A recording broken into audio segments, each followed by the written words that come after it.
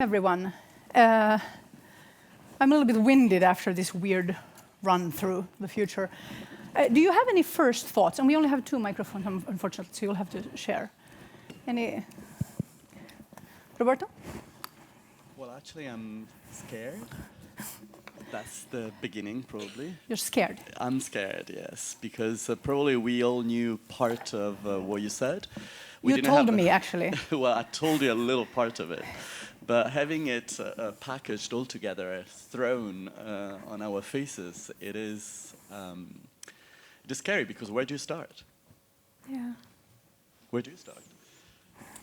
Where do we start? Yeah, I'm pretty scared too. I have to say there are 2 things. The fact that we have access to the technical stuff and actually everybody can make films is fantastic.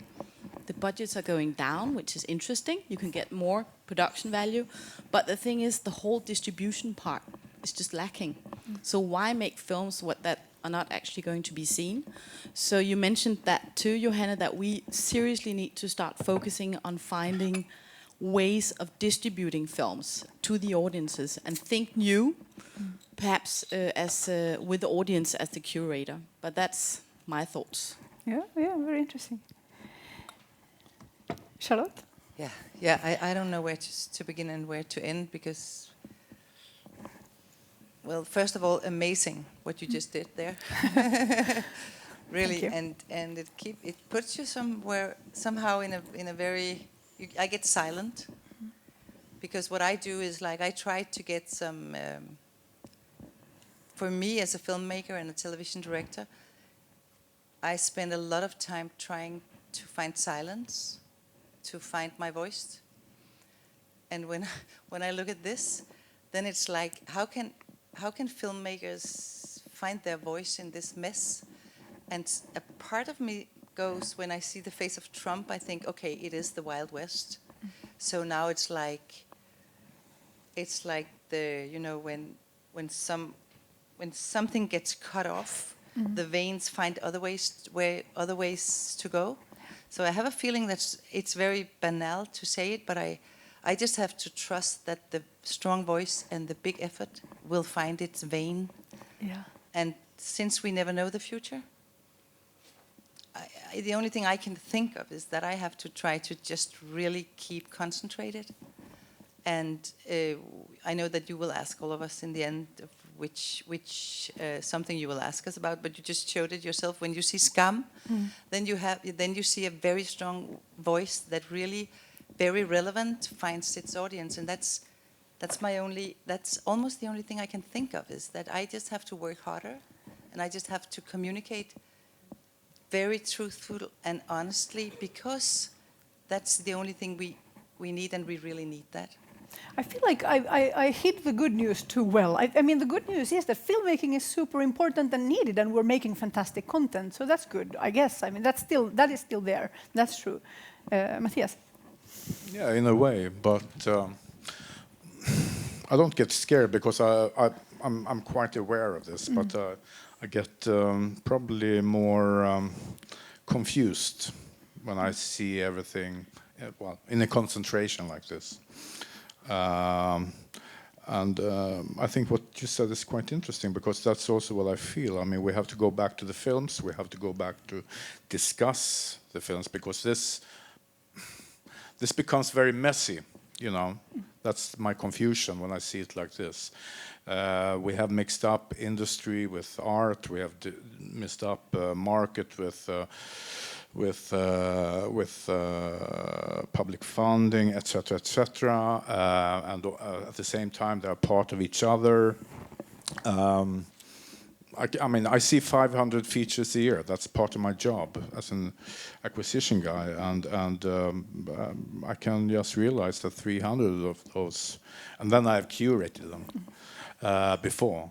300 of those, of course, it's not only European and American, it's also Asian and Latin American and so forth. But 300 out of those are, I would just say, why are they made?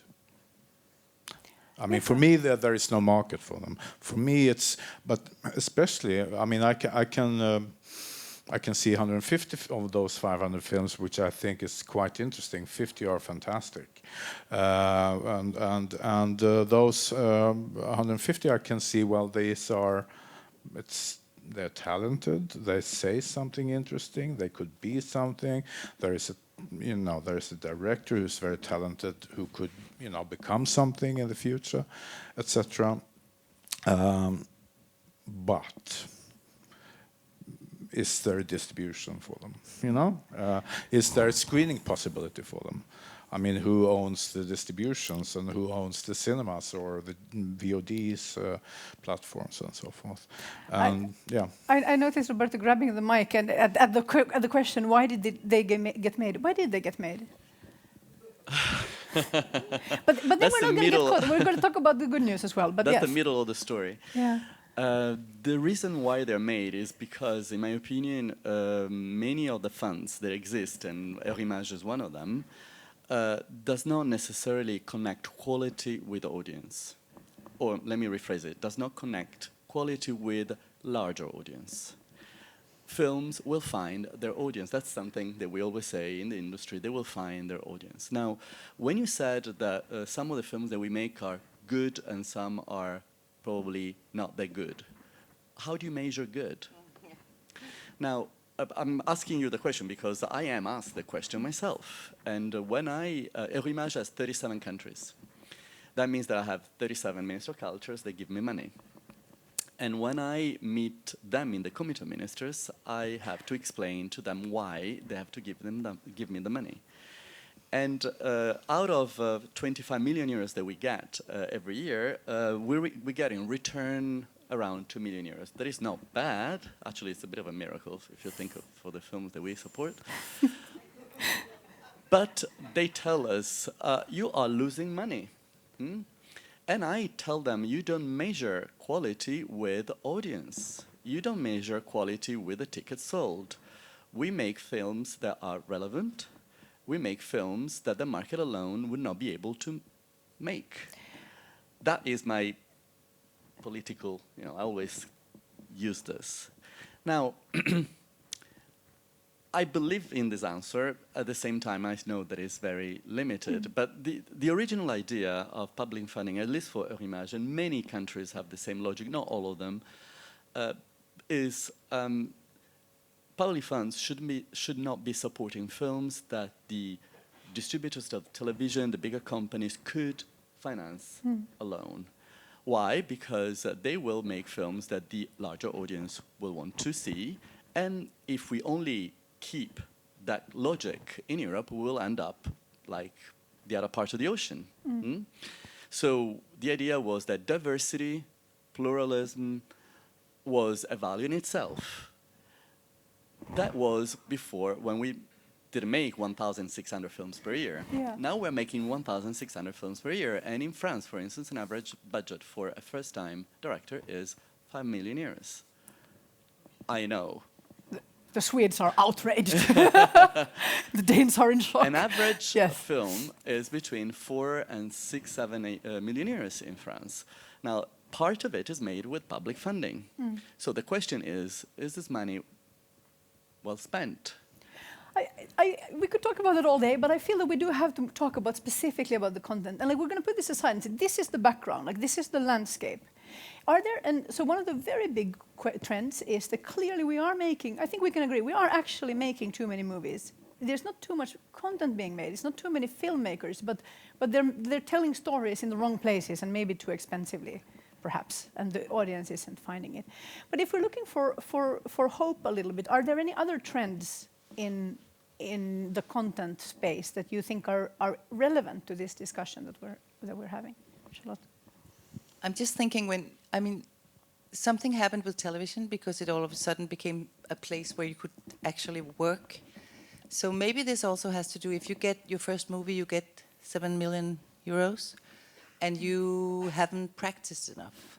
And you have a great vision and everybody believe in you because you're an amazing, charismatic filmmaker, but maybe you don't know you haven't put your camera enough times in a space that works for you, so you don't know yourself enough. So maybe one of the good things about the whole television boom is happening now. I don't know if I'm answering anything. I was just thinking about this. That television gives filmmakers a place to work and a place to find your voice. Maybe the time we're living in, we think everything has to succeed all the time. And when you talk about that success has nothing to do maybe with how many people watching it, but maybe we have to look inside at ourselves and say we have to be better. Also, when we think about women in television, for example, and women in film, maybe we just have to also be, practice more. Maybe we even have, maybe the big movies have to be made by people who have made more. Maybe this is very conservative, but there might be a truth in that it is so difficult to make a movie that all the good ideas and all the funders that goes, this is an amazing idea, but to actually make it that good as everybody wants it is difficult. Rikke, what are you thinking?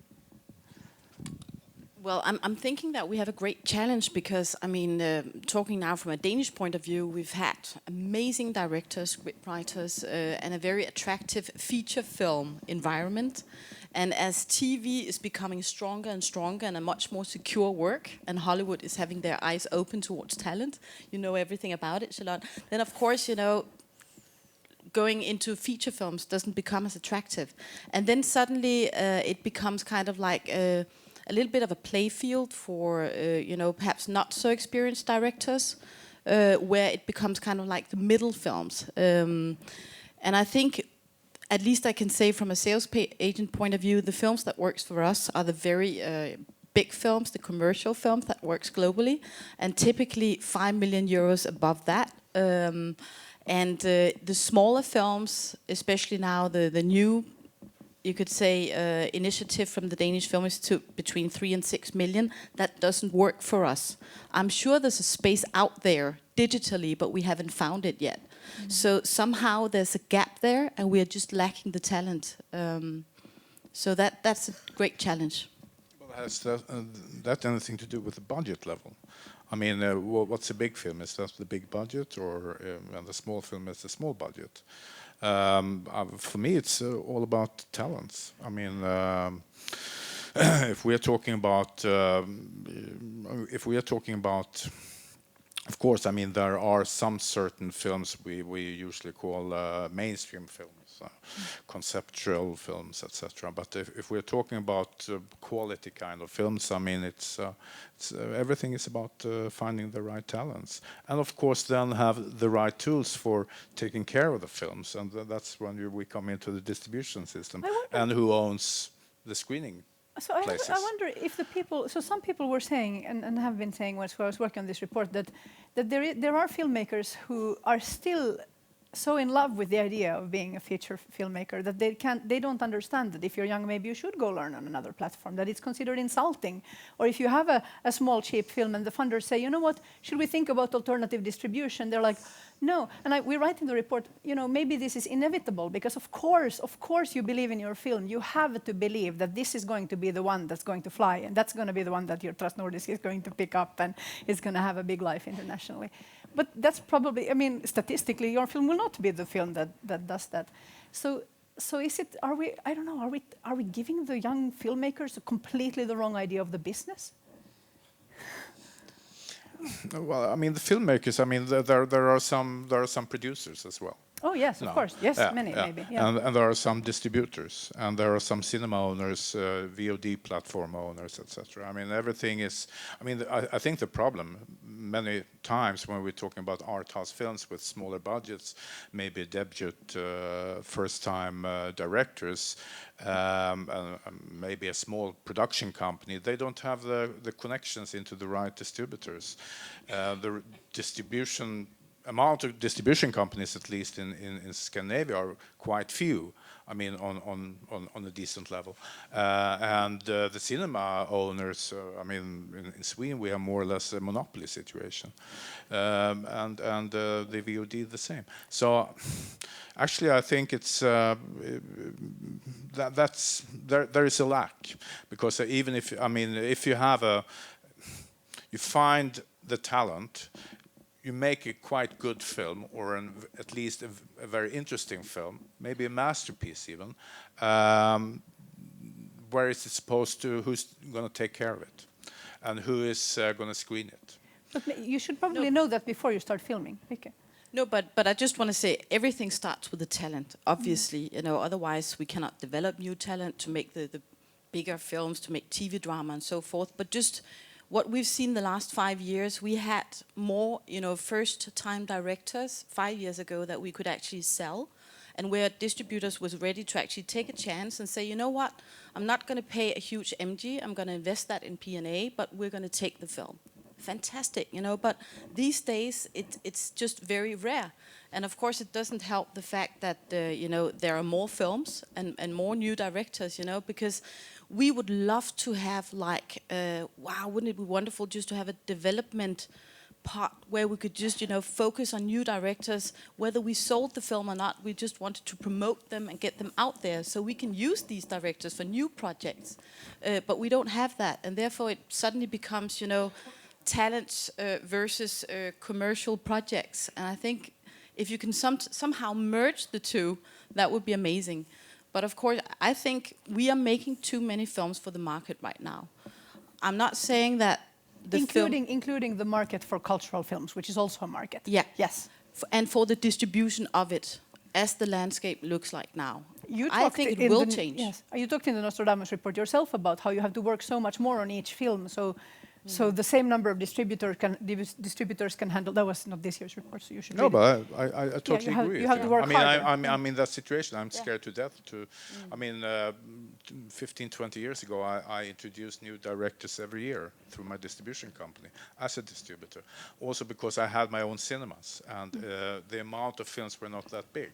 I could nowadays. I mean, I have to go back and I have to figure: will I even get this released? Okay. And if I release them on my own VOD platform, they have to have been released in theatrically before. Otherwise, there is no audience. So let's see what I'm hearing you say. It's that the film part, the feature part of the industry is too siloed somehow from the other way. Like especially at the funding end, I think we're still thinking too much film. And there's also some kind of, I hate to say this word because I'm like a culture film buff, but there's a kind of weird elitism that we might have inherited some elitism about, you know, so which makes maybe this is terrible. It's like there's an elitism especially in the art house space, in ambition perhaps, and in self-importance that isn't entirely connected to an elite of talent right now. Robert. Well, there is probably a bit of true, and I agree with you that everything starts with talent, otherwise it wouldn't be a creative industry. But in my opinion, there is also a business model that has been established since a few years now that is somehow perverted, and I'll try to be as clear as I can. Despite the new technologies would allow producers to control the destiny of their film, today that is not yet possible 100%. So some markets in Europe, I only know Europe well, I don't know beyond our boundaries, some markets are very non-transparent. What I'm trying to say is that once the film is produced, you do not control anymore how the film is going to perform. Some producers have small companies. There are 2 people, 3. So they are thinking, when they finish a film, about their next 2 films. They don't have the time to follow it up. In some countries, it is more transparent, and that would be possible. Some other countries, you just lose it, and you remunerate yourself as a producer through a producer's fee. That is included in the budget. How do you pay your rent? You make another film. Yeah. And that is a vicious circle. And don't get me wrong, I'm not saying that these films are filling the quota on the right part of your screen that are those useless or probably not creative enough films. There is a bit of both. Sometimes you work a lot on development. You have the first lot of development, the second lot of development, the third lot of development, and then you realize that the idea, the concept is not there yet, and you abandon it, and you have invested a lot of money. So it is not a prototype industry. You just have to try, and the final result, you'll see it on the screen, not even in the editing room. But I think a part of the problem is in the non-transparency of the market. Now, digital technology should allow some part of the industry to distribute the films themselves and to take, their destiny in their hands and make the best out of it. I'm not saying everybody will be transformed into a producer of a larger audience films, but if you know who your target audience is, you can better target that audience. In some countries, when you give the project to the distributor, it's gone. I have to quibble with a small detail. You said this is just not a prototype industry. I think maybe this will have to be a prototype industry. That's how you figure out, like if you have lost touch with the audience, you have to maybe go back and work in a space, or at least work in a room perhaps with some humans and try and find a way to communicate to them. And I don't mean focus groups at all. That's terrible. But I mean actually speaking to audiences. Would you say Very this? busy, Roberta. Would you say this to a writer? Yes. To a writer of a book? Would you say that's to a painter? If they're not connecting with an audience, yes, absolutely. And we have a lot of writers who are coming up through the sort of fan writing communities where that's a very successful model for them. Some paintings were made when the painter was marginalized and was not successful at all. And after a while, we realized they were masterpieces. Yes, but you know what? They weren't funded with my tax money. That is a good argument, but that is a good argument. I agree with that. But where do you draw the line? Yes, Charlotte briefly, and then we're going to do our I'm optimism very round. happy for your tax money, I have to say that. But I totally agree in what I think you're saying, that the process can be so long. Yeah. My movie I just made took me 7 years to develop. No, and to write. Some of the dialogue is 7 years old, and it has changed, and I have changed at the same time. If I had somebody to sit in the beginning and say, "Where's your audience?" It will distract my. I have to go this way before I go that way. Chinese dance, you go to the left before you go to the right, and that's just a dynamic and a very profound human nature. You have to go all the way that way to find that door. And if we are talking whilst I'm going there, I'm finding an audience that I have nothing to do with. Yeah. And it might be that you think it's a good way to, but I will never be able to even get out of that door and nobody's watching it. But then I got out there, and the next movie, I have to go from there to there. And that's when they watch my movie. So I think it's the freedom of, just as I said in the beginning, finding the moment where you have a little bit of silence without taxpayers talking to my computer. I think it's very dangerous, because then you will never get Pulp Fiction when it came, or I mean whatever. You will never get those movies that everybody wants, because you don't know what you want, which is the big problem in speaking about the future. We have to crawl and climb towards the future, and I mean. We cannot. I agree. I understand, but there are many creative industries where somehow people are managed to, like fashion, for instance, where people who are great artists manage somehow to take their creative process and they are allowed that space. I understand. And then they move on. And I think just we need to learn to figure out how do we build the structure where you get the quiet. I think it's in another space. I think it is in the space where I, as a human being, understands myself as a human being on level with the people that I talk to. That has to do with how you are getting, how the film schools teach you. We had a guy that maybe a lot of people here know called Mogens Rucko, who talked about something called the natural story that most of the people that I ever talk with have misunderstood. If anybody wants to know what the natural story is, we can talk later. But it has to do with the level with the people you're talking to. And that's a whole other story about how do we speak? And I heard something here, we said something about being too, what was the word? Self-conscious, or no, there was another word about that we feel like an elite, or, we have to understand who we are as, I mean, we should use the taxpayers' money on therapy, I think. right? Yes.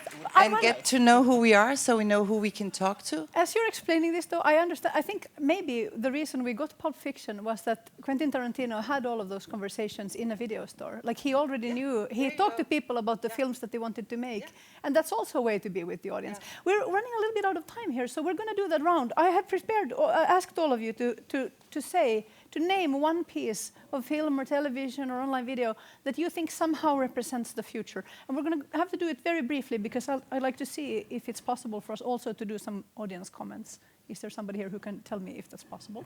You can think about that and give me an answer very soon. When do we actually have to end? And meanwhile, Matthias, would you like to tell us about a piece of media from the future? Media or film? Well, I skipped the technique. I mean, we know more or less what's coming on. Now, I would, as a producer, I'm always trying to more and more, probably subconsciously, and when I look into what's coming up in 2, 3, 4 years from me, it's films that are reflecting, films that are doing comments on our neighbors, on the society around us. Do you have an I think example it's more, right now? Well, I'm doing a huge documentary about Stieg Larsson, the Which guy one? who wrote the Millennium. Not poet Stieg. Well, he's commenting on the Millennium Stieg, and that is actually about his life. It's not about the millennium itself. It's what he actually did 30 years before, and he's commenting on exactly everything that we're discussing every day. I mean, he's actually maybe when he's dying in 2004, he was actually the world's greatest expert on right-wing extremism. People don't really know that, and that feels extremely important. And we have planned it to be just before to release it just before the next Swedish election, so we don't get into the Danish situation. Hopefully. Thank you. We have to move on. Charlotte, you already mentioned Scam. You just took it from me. Yeah, Scam is one that I think we have to admit that's the future, part of the future. Then I was watching. I will say Spark. It's Pact, which is it's on HBO. It's a Polish TV show that's called Pact, and the reason why I think about that in this context is that it's just wonderful to watch Warsaw instead of New York and LA in a television show. Watching Warsaw, and it's beautifully made cinematographically and directed, and then you see faces that doesn't come from LA. And I have one more. And the last one is that Taboo, also HBO, I have to admit. Taboo, the new Tom Hardy show, also has something that I find part of the future, maybe, because it's an English actor and an English writer and a Danish director that kind of dared not to go the writer, Steve Knight, is really looking in a different direction when we talk about Sorry, what was the name of the title? It's called Taboo. Taboo. Tom Hardy is starring in it. Good.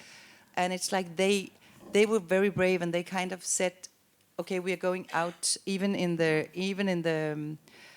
script-wise, where we have so many, you can learn how to write a script, but they deconstruct the script somehow. We have to move on. That's fantastic. 3 tips, great. Reike, Anis. No, I think probably in 2 directions. I mean, I think we're getting a little bit more nostalgic. So look at Stranger Things, going back in time, just remembering how it was to see E.T. for the first time and looking into that universe.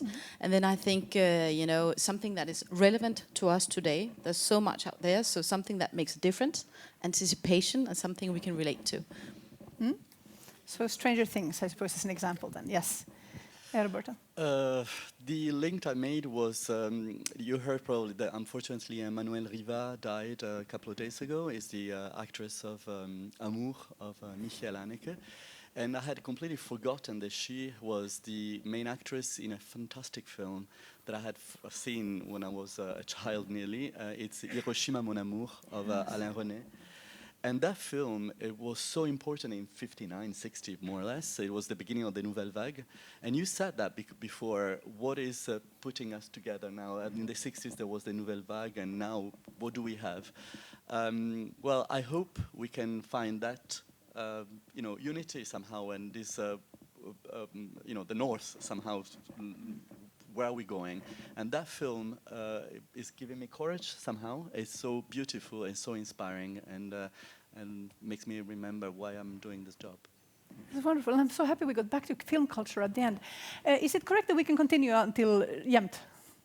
Yes, very good. Can I have the catch box, please? Here's what I would like us to do. You have, in a very Nordic fashion, spread out all over the room. So we're going to need to collaborate a little bit. This is a microphone, if you haven't seen it before. You speak into this. And what I'm going to ask you to do something that is very difficult for people in the culture industry to do. But you're all grown-ups, and I'm sure we can handle this. And it's to limit yourself to one sentence. You know what a sentence is. It ends with an exclamation mark or a period or a question mark. If it's a question, it can be a question for the panel. We're still going to be here. And if it's a comment, it ends with a dot or an exclamation mark, depending on your feelings. But you only get that one sentence, okay? So you have to prepare it in your mind. Would anybody like to comment or ask a question? And if we don't, we're going to start by this. I'm just going to throw this out. Okay, we have one right here. And then when you have asked your question, if it wasn't a question, then you can just pass on the microphone to somebody else, okay? Could we maybe get the house lights up? Thanks. Here you go. I'm working with some Polish scriptwriters from whom I understood that the advice from the branch to these upcoming scriptwriters have been genre is art movie. Genre is art movie. Yeah. If you want to have European money, you need to make An art movie. Okay, that was the sentence. Is it true? Oh, God. Is it true that you have instructed writers that the genre has to be, or that for funding, not individually, for funding, what you have to make is art movie? No. No, because it would be packaging a category of films, and that's not what we do. That's not what we, we don't try to support genre film. It's quality what we are looking for. Now, how do you define quality is the question. Let me rephrase then. Is it so that when you are trying for the market to carry everything that the market can carry, is it so that what is left is an amorphous blob that we can call art movie?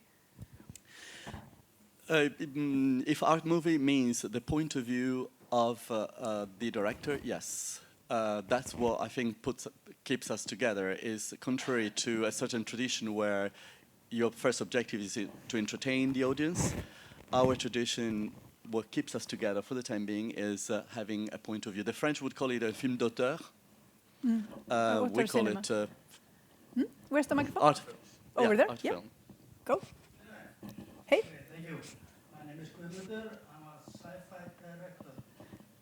I would like to ask the whole industry about, are you interested in telling stories that happened here in Scandinavia 2,000 years ago and maybe 3,000 years in the future? Because it's easier than you think. Okay, that's very good. I really can thank you. It is wonderful. I'm always like, you have to pay a lot of attention when we use this. Yes, that's my lesson. I'm being blinded by the lights. Is there something we can do about it? Thank you. Thanks. Thanks, that's great. So we need to answer the question. The industry has received the question. Would you be interested in making films here in Scandinavia, set in Scandinavia, that are set 2,000 years in the past or 3,000 years in the future? 300 years in the future, because it's much easier than you think. No, you wouldn't be interested. Please raise your hand now. One person who then quickly put it down again out of shame. Okay, but see, the interesting is how many don't put up their hand at all. Would you be interested if the answer is if the answer is yes, put your hand up now. Okay, and maybe wave a little bit so the director can look around and see where the money is. Put the hand up again. No, but I'm not mocking you. Like I have Lando Calrissian on my T-shirt. I think I'm good with the sci-fi message. So not very, because in this art room context, you are too ashamed to say it. Okay, that's very interesting, but some people would. Okay, We had a question, comment here. Whoop. Well, I have a comment. I think we all need to realize that we have the same human need to be touched with stories. And when we start creating stories, we have a tendency to do them in the medium that was touched us from the children we grew up, for many of us film. Colon. However, the audience today is changing and liking different kinds of platforms. And if we're going to go on telling our stories, we need to realize that we can meet people where they are and not continue to say films will find their audience. Films do not have links. Exclamation mark. The audience, they're going to keep going and stop. That is a very, very important thing to stop being stuck on the way we perceive things, what we like, those kind of mediums. Go back to the storytelling that we need, that we have decided. I think this sentence is so long that people are losing track. So I need to loop back to the beginning. What I heard you say in the beginning is, when we grew up, we loved the cinema screen. So now we want to share that love instead of going to see to the screens that people today love. Yeah. Yeah. Very good. Thank you. I wholeheartedly agree. I Matthias. don't think there is any distributor or producer that today say that, well, there is some kind of automatic system between, well, I mean, the film will find its audience. I mean, we're working all the time with finding where is the audience for this specific film. The problem is, though, when we find the audience, how do we find the tools? And how do we find, how do we get in? What do you mean? Oh, I mean, for instance, the social media or the VOD or wherever they are. I mean, depending on what film, of course, or what program. I mean, very, very often you can't get in. You know where the audience is, but you can't reach them. Yeah. Yeah. The comment there was started late. So we need to get the microphone up there. So again, like now we need to, everybody along the, please wave your hand up there. And now we need to collaborate. So, or Martina will throw it really far. Let's try. You try. And everybody else, eyes on the ball. Okay, good. Eyes on the cue die. I have a little comment to the panel. Yes. When you were asked about the future for the film, your answer were a documentary, 2 television series, and a classic. Oh, interesting. So what's the question? I think there's the problem. You have to believe and trust in the talent today. Okay, that's interesting. Thank you. Does anybody have a comment on this? Well, I talked about the new talent all the time, so we had. I mean, I think we have many more examples. I think the new talent thing, and also have the time to find the talents and have the time to develop the talents. I think that's one of the most important thing we have. Charlotte? And I totally agree, and that's very bad in this. I should have thought about that, because I just saw Manchester by the Sea, and that's a new. The money comes from Amazon, and it's wonderful to see that Amazon, with Ted Hope as CEO, is really looking for good scripts, and that's just amazing. Yeah. So I would really recommend that movie. Thank you. We have time for one more comment. Who's brave? The front line is brave, which is convenient, because then the microphone ends up here. Okay, here? Yes, yes. That's what it's for. Let's be brave. Go. Yes. One sentence. Okay. I think there's so much information here that I think I'll quote the Danish proverb saying that the sheer number of trees is sometimes distracting the view of the forest. So I think that we should all just relax a bit and eagerly botanize and love nature and do films and TV series. I love this. Thank you very much. I'm going to say one final thing, which is this. First, thank you so much to Göteborg Film Festival, of course, and Lindholmen Science Park for making all of this possible. You will all receive a copy of the report on the way out. However, all of the thing that was in my talk about film culture and that we have to make up our mind and you need to make visions, that's not in the report, that's like opinion. I mean, it's true, we have to make up our minds, but that's sort of between the lines, so I thought I'd spell it out a little bit. You can get in touch with us. All the contact information is in the report. But most importantly, I think, is today when you go to dinner or when you have a drink, talk to each other about what the meaning of film culture is and what the vision of what the role of film and audiovisual storytelling should be in society. Because I think maybe that is the answer. That's how we start with the forest. We talk about what we love and why and what it's for. And that's somehow how we start to unravel this unholy mess. Thank you so much. Please give a big hand to our panel.